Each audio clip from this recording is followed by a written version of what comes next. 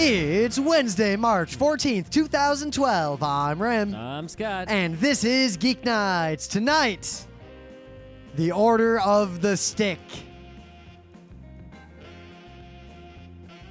Let's do this.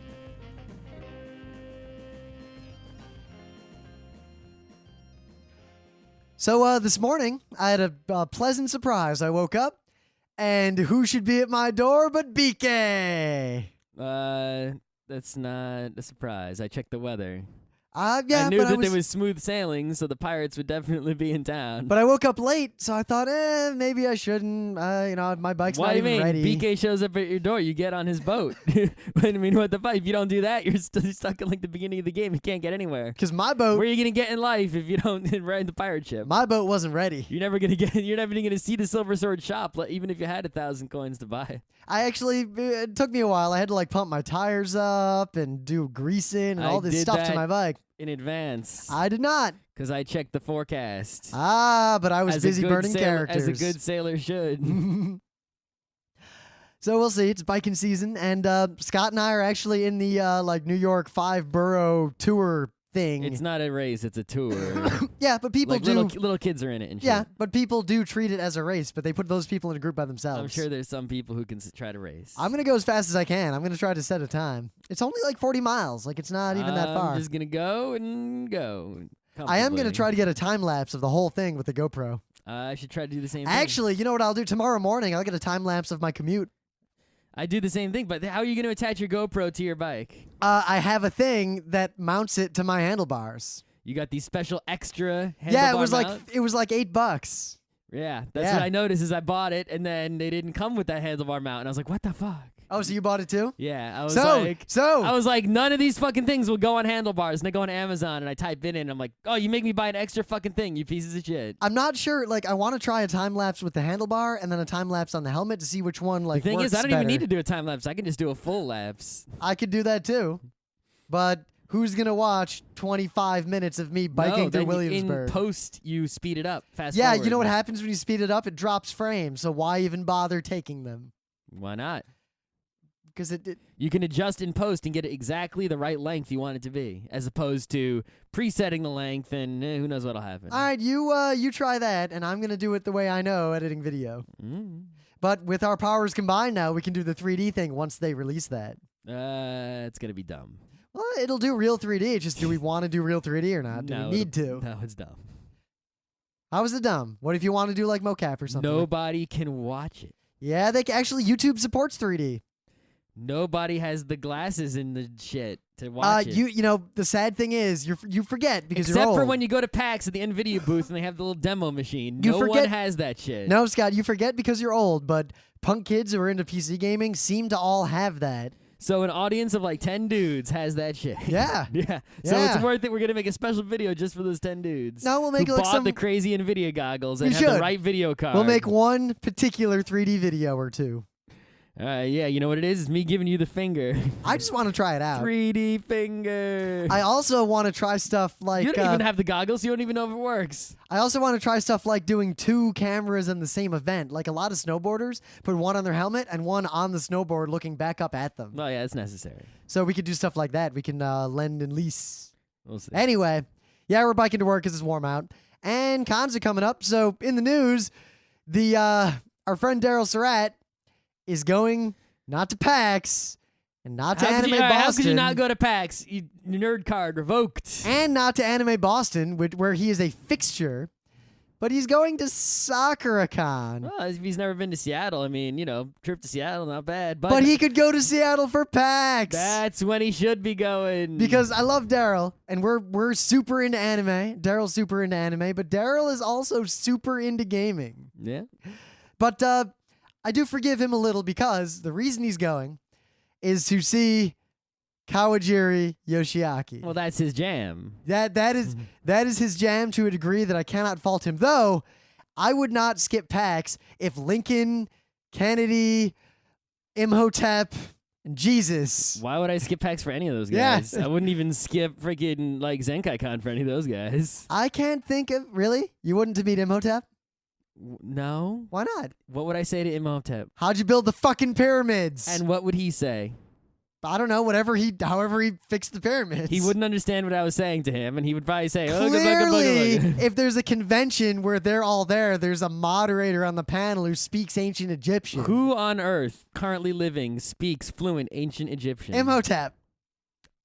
Currently In this case, we've got and Imhotep. Also speaks another human language. So I'm assuming that if they were able to fly Imhotep out, they have someone who can translate. Because otherwise, how did they convince him to come to the con? They didn't. The museum just fucking kidnapped him. So, anyway, besides, Jesus is fictional. You didn't harp on that. You harp on...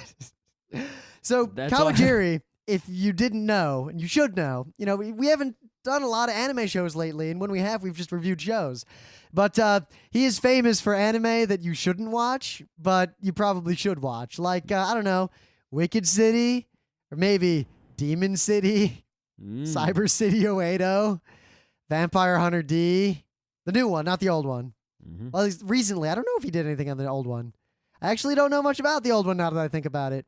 I feel bad about that and wrong. But anyway, this is Daryl's jam, so I can see why he's going. But especially if someone's paying, because then it would cost him money to go to PAX, but this is free Seattle trip, so yeah, it's I say costs nothing.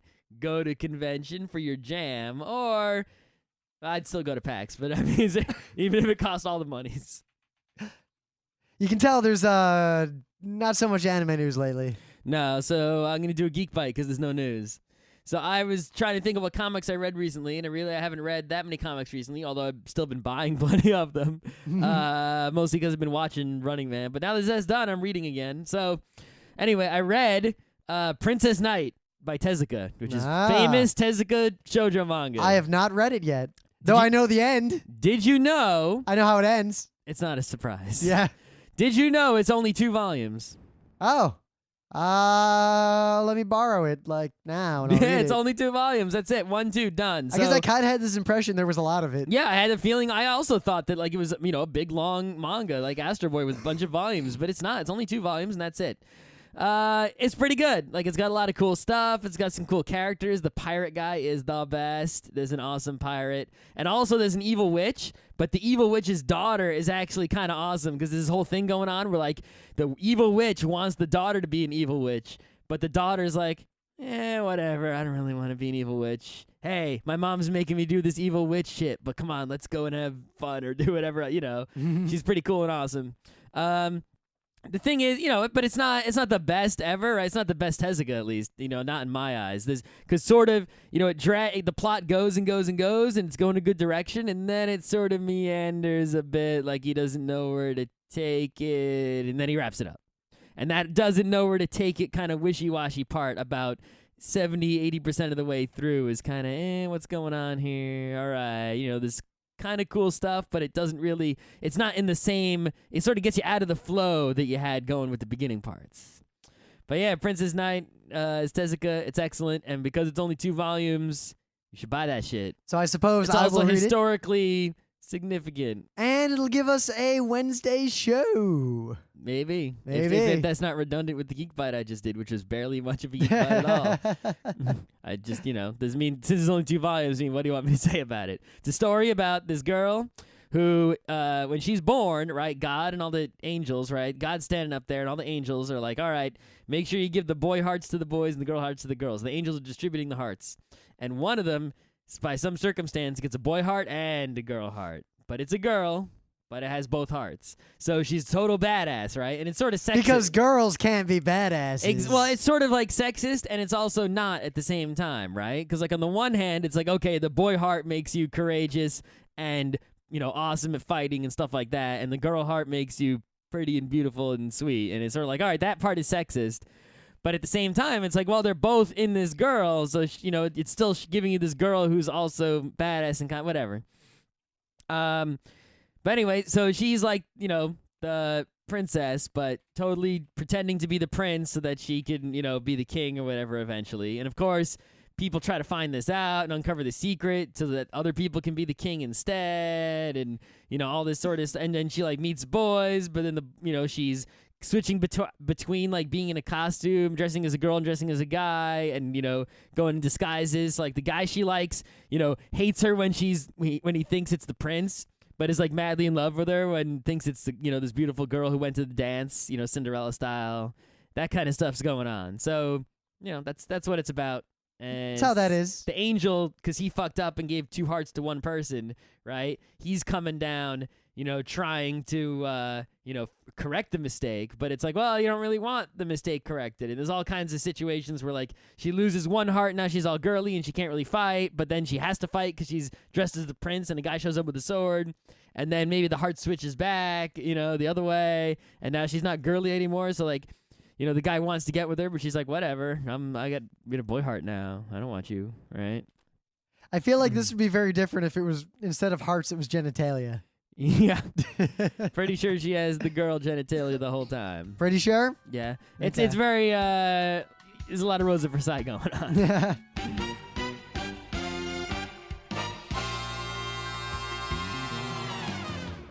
So things of the day. This is pretty great, like way greater than you would expect a video like this to be. And all I want to say is it's funny right away, but if you wait for it, it is amazing. Yeah, just watch this whole video and just don't get bored and try to fast forward or anything like that. Just wait for the payoff. Trust me, there is a payoff. Well, I'll bet you some money. I will bet you all that it is impossible to not start laughing. There is no way you can watch this video and make it past the 40-second mark without laughing out loud at least a little bit. Unless you're like a dupe. What? I just tried to sort of combine doofus and derp. So maybe a derpus. I don't know what I said. It's recorded. You can go hear what I said. When I was some new word. When I was a really little kid, I remember I was mad at my little brother. I don't know why. I have no idea what I was mad about. So I wanted to call him a scumbucket, but I kind of also wanted to call him a scum sucker. And I said scumbucker, which sounded like scum fucker, and I got sent to my room for saying fuck. So in first grade, I don't know if I told this story, right? I knew some bad words, but I didn't know all the bad Every kid had like a repertoire, like you collected them, like you had this little folder of bad words. Didn't know all in the bad brain. words though, right? So, sitting in the back of the room, having a discussion about bad words with some other kids. When children share gnosis. All right, and this kid's like, hey, you know that bad word? It's like itch, but there's a B in front of it. I'm like, bitch, that's not even a word. Right? And he's like, well, there's another one. It's duck. You replace the D with an F. I'm like, fuck? Fuck is absolutely not a word. There is no way that that's a word. Wait, so what bad words did you know? Like pee-pee and doo-doo? I have no idea. All I knew is that I didn't believe that those are real words. So then, the teacher's like, what are you saying? I'm like, the teacher thought I was just trying to get away with saying the words. But I was like, no, really, fuck is not a word. There is no way that that's a word. It's not in the dictionary. I actually went and got the dictionary. I was like, look, it's not in here. It's not a word. Fuck is not a word. This is bullshit. I'm glad that I our don't think I society said bullshit, though. is rapidly getting past that. Yeah, no kidding. Anyway. And of course, in the meta moment, we are going to be at the Penny Arcade Expo and Anime Boston, but mostly the Penny Arcade Expo. Do we even have to say this? We're going to be at every Penny Arcade Expo that ever happens unless ever. We die we are or dead. It ends. Or unless somehow we are banned from it or something like that weird, crazy happens, or there's something even more important. What? I posit that we could not get banned because after that Late Show, they did not ban us. I mean, something could happen. For example, I could be offered a free trip into outer space that happens to be on the same day as PAX. Would you take outer space over PAX? Prime? Yes. Not East, but Prime. Yeah. So the line is space. I mean, it would take a lot, but it's possible, right? It's not. There are things that... All right, so here's the question. Would could you at least contact the space guy and say, hey, can you wait a week? I would ask, sure. But, launches, they tend not to move. Nah. Or, maybe I, get a horrible disease and I'm not dead yet, but if I don't get this treatment instead of PAX and the treatment's only available somewhere far away from PAX, then I'll die. But if I get the treatment, I'll live. That is a nice game theory conundrum there because you'd miss one PAX, but get more than one PAX worth compared to dying. Of course, if I wasn't going to, even with the treatment, if I wasn't going to live to the next PAX, I'd just go to the PAX and die. I mean, obviously. Scott was the one who famously said in our forum, I would skip my own wedding for PAX.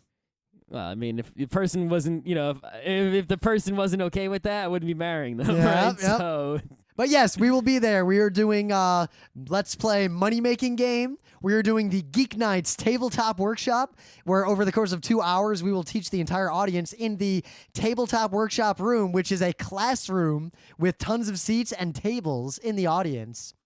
We're going to teach Agricola and Carcassonne and a third secret game. Spot it, probably. Probably. I haven't decided yet. Oh, let's play the trigger game before I go. Oh, yeah. Right. We will also be doing a whole bunch of other stuff at PAX along with all of our friends. We will have a schedule of the good stuff to go to, meaning our stuff, Luke Crane stuff, Jared Sorensen the stuff. stuff that we approve of and is done by our friends. Yep, Lorian Green's screening of Going Cardboard, which I haven't watched yet, but Which Scott we're has. in. I have it. It's sitting right here. It is a documentary about board games, and we are in it. So is Rainier Knizia. Therefore, we are. We probably shouldn't be featured in it as much as we are, but we are, and 2 of the special features are mostly us. You know, I didn't think it'd be this early in my life where I was a special feature on a DVD. Yeah. Move the glow to the menu item to Well, open the special feature of the I guess DVD. to at least, put us down a notch. It's not a DVD they sell in Best Buy, right? Yet. Yeah.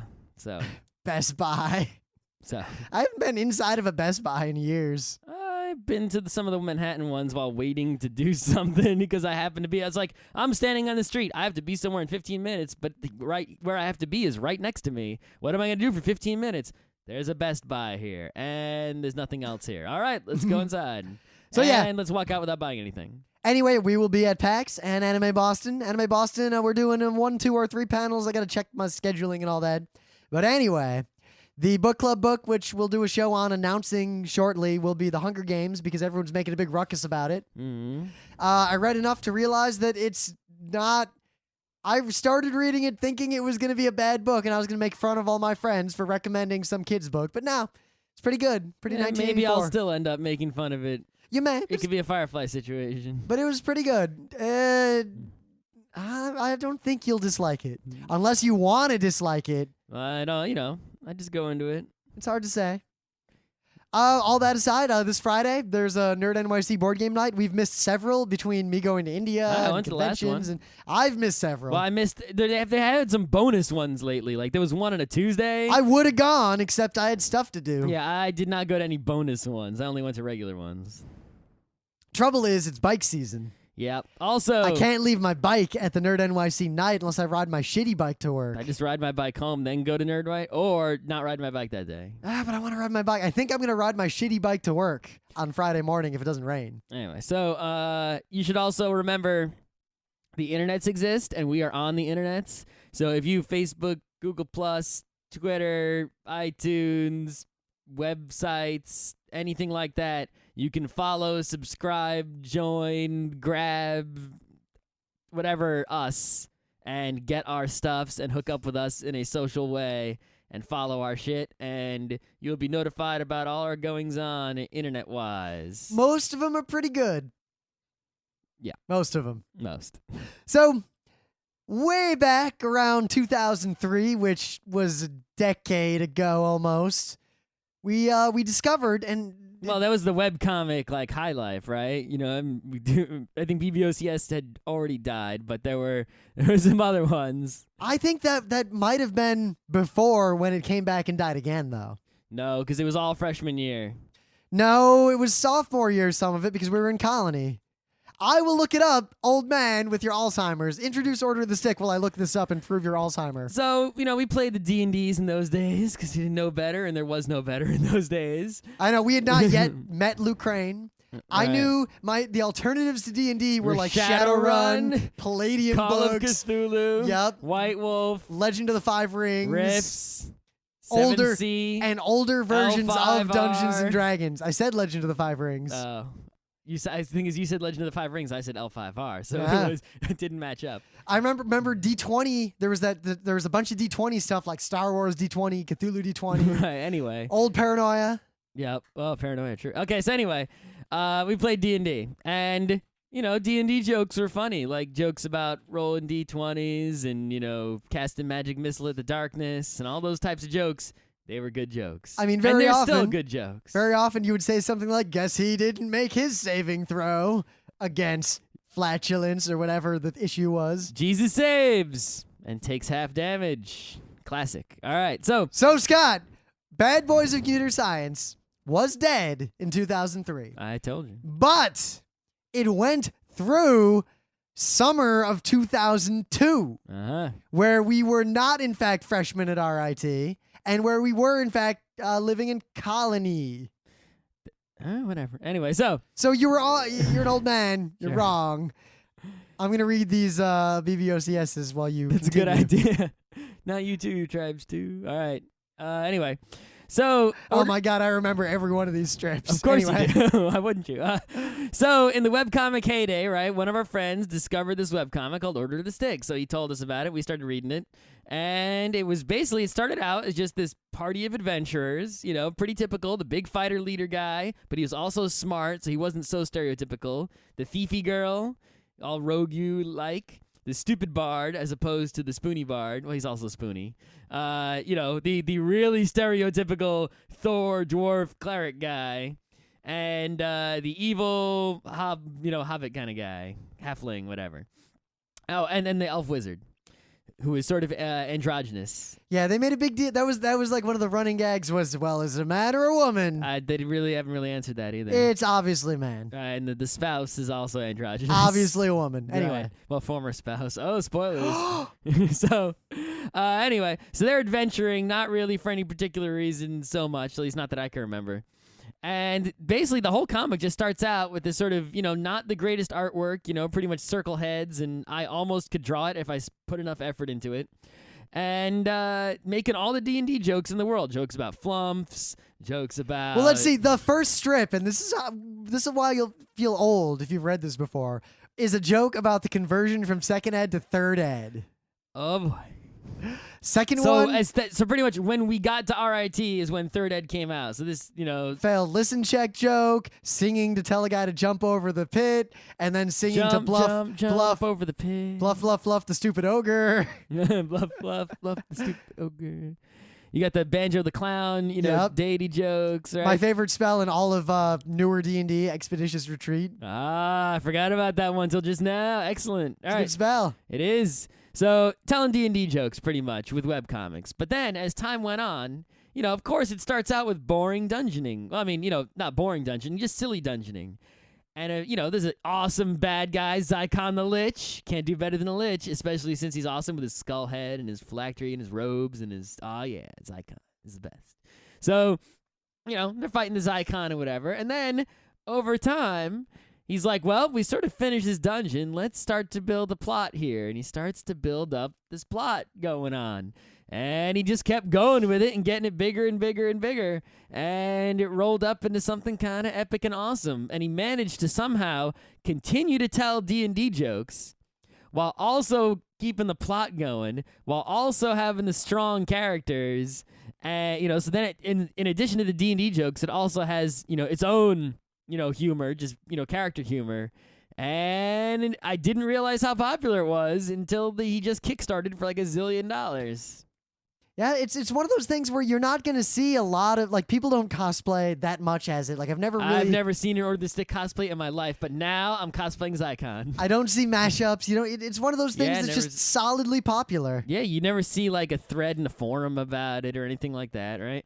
But Rich Burlew never did like the kind of publicity stuff. He would have long hiatuses where he wouldn't put out too many comics that frequently. I met him once. He was kind of shy, whatever. In the whole webcomic boom, he always felt very tangential to it. Like he was making a solid comic, but he wasn't involved in all the drama of the webcomic Yeah, he world. wasn't one of the major webcomics like Penny Arcade and PvP and, even the ones that people hate so much, like Control Delete or... questionable content or Aqua, all the big, Mega Tokyo, all the big webcomics, the ones that come out swinging and, the ones people think of, good or bad, right? He was just sort of like, successful webcomic, people read it, it's off to the side, but it's not one that comes to mind when you talk, if you're going to do a documentary on webcomics, now you'd put him in there, but if you're making this documentary like 3 years ago, maybe you wouldn't put him in there, You'd have to, go hunting around maybe, or you'd be really in the know. But I guess not, because I guess it's really popular. So in addition to the webcomic that he did, is still doing, he also, printed the whole webcomic in books. And he even printed up like whole books of stuff that isn't online. Like these prequel books, like Volume -1, Volume -2, Volume D. Like they're not on the internet as far as I know. I mean, they might be pirated on the internet, but they're not, on his website, except for the purchase link, which is a pretty interesting thing. Like if Penny Arcade did that, how awesome would that be? Like, hey, his like 50 Penny Arcade strips in a book that aren't on the internet. I'd be like, oh my God, pre-order all the copies. Anyway. So he kickstarted because, he didn't really have that much monies from this, I guess, which, other than the book sales, which I think were steady, but he sort of sold out of all the books and he wanted to keep them all in print so that anyone who wanted one could get them because only a few of them were in print. So he put the Kickstarter out there and somehow the Kickstarter exploded to $1 bajillion. Now, it's very telling that this is a comic that grew out of basically making fun of D&D, which, while I know intimately, I don't play D&D anymore, and I don't know any D&D past like 3rd edition D&D intimately. jokes only get you so far. It's like, how many times can you tell the same joke about, saving throws or mage But the hand? fact that those jokes are still there in this plot, I still enjoy it, and I know a lot of people who never played a lot of D&D who found this comic hilarious. Well, he does a good job of making the jokes still be D&D role-playing jokes without having them to be so specific to any particular rule system that you won't get them, right? So it's like you can still get them even if you just understand the general idea of D&D and sort of like the basics.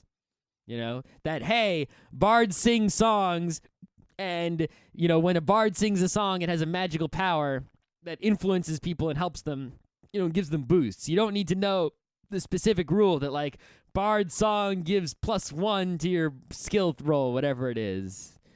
Anyway. So, what else? What can I say, really?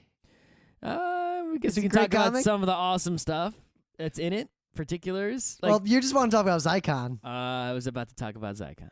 Yeah, we'll Let's try talk to about someone besides Zycon. We'll try to not spoil a lot because really you should read this if you're at all into comics. Forget webcomics. This is just a comic that happens to be on the web. Mm-hmm. Let's see. What part of Order this Day can we talk about? I guess we could spoil. Go past the spoiler line. I don't know. Whatever. So the basic idea is that, at least the characters believe and the reader believes there's some sort of impending doom, right, against the world. That in the olden days, the really strong magic dudes sort of, there was a horrible monster that sort of ruined, that was going to destroy the whole world. And the really powerful historical dudes from the way past managed to seal it up. Right? And they're like these gates into the other dimension that it could come through, but the gates are sealed, so the world is safe.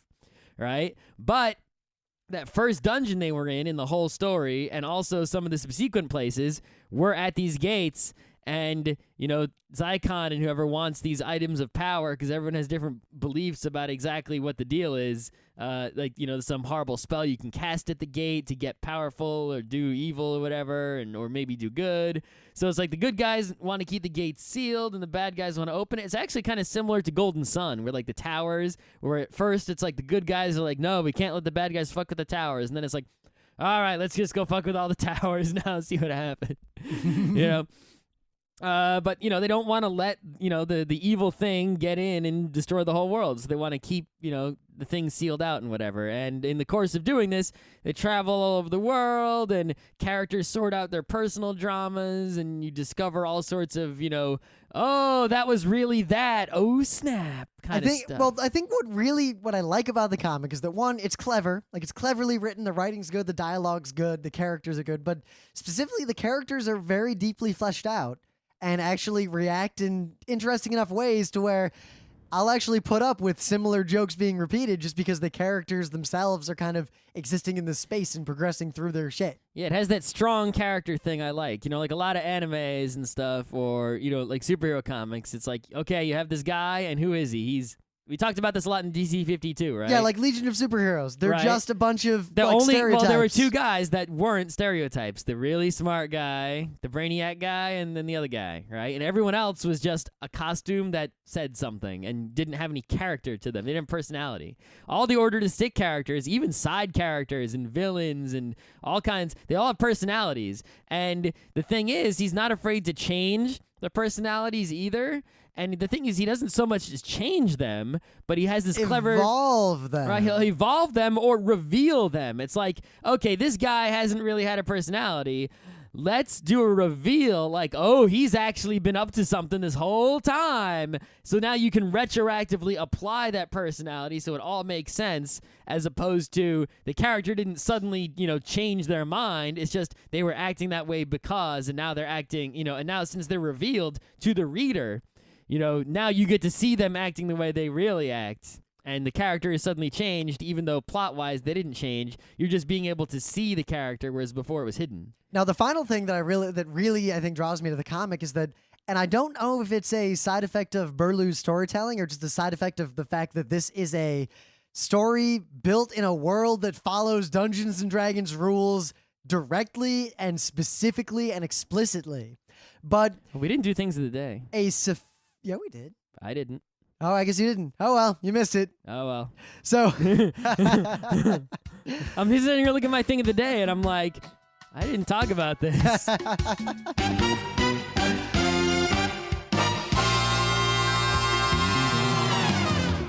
Okay, so this thing of the day is actually a really good thing of the day. So it's a shame if I would have had to skip it, but I guess we'll just throw it in here for lols. So, Where the Wild Things Are, it's a book. It's a good book. Great book. Good. There's an animated version. Yep. There's a live-action movie, which I haven't seen. Yeah, I heard it was good. I don't know. But anyway, here is on YouTube a reading of the book. It's about 10 minutes long. It is read by Christopher Walken. And because it's a short book, he sort of has to elaborate, and he describes all the pictures and all kinds of stuff. And while he's reading it, of course, the YouTube video is showing you the pages. And that's about it. It's the awesomest. You don't want to say? It's Christopher Walken reading Where the Wild Things Are. Christopher Walken. There's not really much else into it. That's all you need. And he keeps calling Max a jerk. He's like, what? And he's like, what's he doing beating that beast over the head with his king stick? He's like, anyway. So anyway, but because the world is back to Order of the Stick. So kind of deeply entwined to these very specific rules, the writing is such that every tiny little detail is perfectly cross-referenced with every other detail. Superhero comics got nothing on the continuity of the Order of the Stick. Yeah, it does. It has an extreme continuity. And the thing is, it's not just character continuity. External continuity. He'll mention a spell, and you bet that if you look, the characters are the right level based on everything going on to cast that spell. He's got so many aspects, right? The political realm is covered. He's got the fantasy history, the lore is covered. He's even got shit with the kind of weird breaking the fourth wall shit, like the girlfriend. Summon plot element. Right, the girlfriend who's a fairy from another plane who comes with the lawyers ends up being legit. Even the cockroaches, which are sort of the old guys of the Muppet Show, are actually part of the plot for reals. And it's every little thing, even stuff that seems like it's only there for jokes or props or whatever, is actually for reals, and it counts, and it's always there. Things there's a thing that happens. Remember, there's a belt of gender changing or girdle of gender changing that they find. I bet someone's wearing it right now, and you don't even know. In the first 10 strips, and it comes back way later than you'd expect, out of nowhere. But the thing is, if you've read the whole comic, when it comes out, you're just like, oh yeah, the girdle of gender. The best way I'd put it, in a Guy Ritchie movie, the number of bullets that people fire matters. That's right. In the Order of the Stick, the number of 7th level spells that someone casts matters. That's right. And it's weird. It's like some guy would be like, oh, I didn't memorize that today. I actually used all my spells already. And if you go back and check, yeah, he did. Yeah. Yeah, and it's weird because I don't like that sort of thing in certain kinds of stories, but I think it's because this is a story that's also kind of making light of Dungeons and Dragons and fitting inside of these rules, characters living in a world where they know the rules of the world. Yeah, and the thing is, because you've been in that world with those rules, you can really identify with them. When they're sitting there being like, how do we tell this person about this horrible thing that happened? Well, we can't use sending because that doesn't work, because then I need to have something that belongs to them or some shit. Do you have anything? I don't know. It's that same problem solving, the same exact discussions. All right, I can only send 25 words. Well, I can cast it 3 times. Right, Let's it's like go. these are the same discussions that you have when out of character when you're playing D&D. Only these are the characters having them in character, but they're the exact same discussion, right? And it's like, oh my god, that's awesome. Anyway. It's a great comic. You should read it. It's all online free, but Even if you don't like D&D, well, not all online, except for the volumes that aren't. except for online. those. But the main story, you don't need to read Superman Special Edition and X Factor. No, not at all. But it's all online, and the art is simple. It sticks, but the thing I have to It's say not is just sticks. It's Yeah. squares and circles and But triangles and. the art really serves the kind of story that it is. And 2, despite its simplicity, it actually gets noticeably better as the story goes on. Yeah, like you can actually see, like, you know, even though it's still the same character designs, the same circles and sticks, he gets better at it. He adds in the shading and the coloring, and, you know, the actual graphical quality improves. And in fact, he does a lot of stuff that's like, you know, sort of artistically, I guess, experimental. Like there's the crayon comics and stuff like that. Yeah. So, you know, it's not just some like poorly done sprite crapo stick comic. It's like actually, you know, good. The same way that XKCD is good, despite it just being sticks. Now, what's interesting is, for me, you know, personally, we found this comic like right away. Like, I don't even know. It tells how old I am. I do not remember how I found it. Pretty sure someone else found it and just told us to read it. I don't know how I found Penny Arcade. I couldn't tell you how I found Real Life. I found Mega Tokyo because Slashdot linked to it. That is correct. I found Mega Tokyo / that link. And then we all read Mega Tokyo religiously and talked about it like after every update for a while. even though it really made no sense. That was like the early days of webcomics being a big thing. But we found Order of the Stick, and I know we found it right away because I remember thinking, hey, this is pretty good. And I hit back to the beginning, and there were only like 8 or 9 strips. And then I was up to the I current definitely time. started reading it while they were in that first dungeon. So I've been reading it for a long time, which means I'm better than you. But I remember there was a time like a year and a half ago where for whatever reason I kind of like stopped reading all my webcomics. Like I just kept All of them? as in the only ones I was still reading I wake up and read them every morning. was Penny Arcade and, you know, like the super core. And I kind of forgot about Order of the Stick and Dr. McNinja for a while. Whoa, forget about Dr. McNinja. What the fuck? And then I corrected the Dr. McNinja problem. Like one day I was like, oh shit, Dr. McNinja. And I read all the strips I'd missed. So like 4 months ago, I was like, oh, right, Order of the Stick. And I went back and until I found the point where I'd stopped reading. And I just started reading again. And the next thing I knew, I was all caught up. And that was like hitting a brick wall. Now, like every morning I check, like, did he update? Did he update? Oh, shit. He's been updating more now that he doesn't need to worry about monies. Yeah. Also, the plot's picking up in a big way. Oh, yeah. It's something exciting is going to happen real soon. Yeah, for sure. Zycon. So it's a good time to get on this ball, right? While the, you know, the rising tide. Yep. And unlike some webcomics where maybe you don't want to go back to the very beginning and read, this is one where you do. Yeah, you definitely do. If you haven't read it, just literally start at number 1 and go. Mm-hmm. There's no reason to skip the beginning. It's great.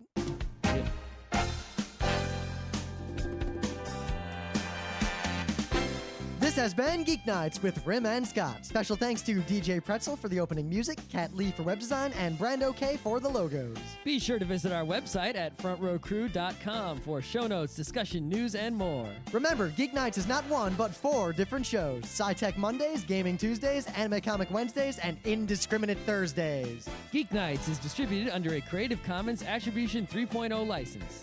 Geeknights is recorded live with no studio and no audience. But unlike those other late shows, it's actually recorded at night.